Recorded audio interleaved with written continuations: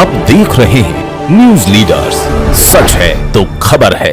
खरगोन संसदीय क्षेत्र में चुनावी सरगर्मियां शुरू, कहीं चुनाव को लेकर प्रबंधन बैठक तो कहीं चुनावी कार्यालय का शुभारंभ। लोकसभा में भगवानपुरा विधानसभा के नगर परिषद बिस्ठान में भाजपा कार्यालय का शुभारंभ हुआ।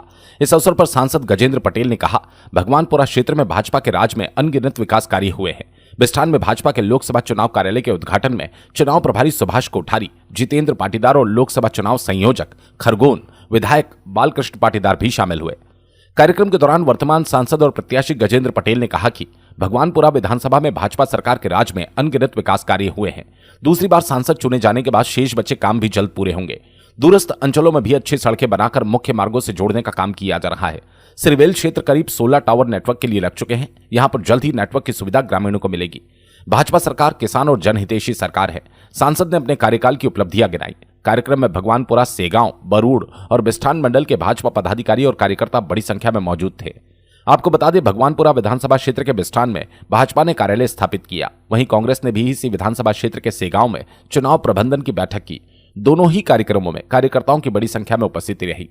भगवानपुरा से विजय पाटिल की रिपोर्ट। सबसे महत्वपूर्ण चुनाव का मुद्दा तो विकास का है और विकसित भारत संकल्प के साथ में ये आज का चुनाव मुद्दा रहेगा।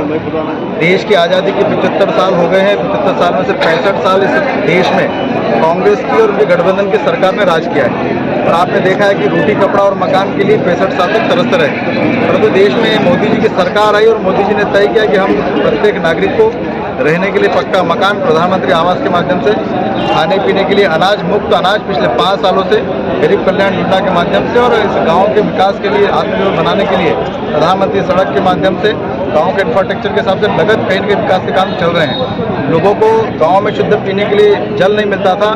जल जीवन मिशन के माध्यम से नए अच्छे जल मिलने का माध्यम शुरू हो गया, जहाँ पर कई गाँव में पानी का पीने का एक सुगमता से मार्ग शुरू हो गया। और निश्चित तौर पर ये पहली बार नया नवाचार देश के और ग्रामीण क्षेत्रों को देखने को मिला है। उनको विश्वास हो गया कि देश की आज़ादी के 75 साल बाद मोदी जी की सरकार में ही हमको गांव में सम्मान भी मिल रहा है और गांव का विकास भी हो रहा है। और आज हर गांव में, हर क्षेत्र में पक्के मकान और पीने के लिए शुद्ध जल मिल रहा है, तो मोदी सरकार के माध्यम से मिल रहा है। और इसी मुद्दे को लेकर हम चुनाव में जाने वाले हैं कि आने वाला 2047 जो विकसित भारत बनने वाला, तो हमारा भगवानपुरा और ऐसे कई आदिवासी क्षेत्र हैं जो गांव भी विकसित खड़े हो और उस विकसितता के आधार पर इस इलेक्शन का चुनाव मुद्दा रहेगा और इस आधार पर चुनाव लड़ रहे हैं। भाई साहब, कांग्रेस ने भी नया चेहरा खड़ा किया, इसको कैसे लेते हो आप? मुझे लगता है कि कांग्रेस के पास भी बहुत सारे चुनाव लड़ने के चेहरे थे, परंतु मुझे देखने में आता है कि कांग्रेस के उस प्रकार के प्रत्याशी चुनाव लड़ने लायक उनको समझा नहीं। उन्होंने एक शासकीय कर्मचारी से इस्तीफा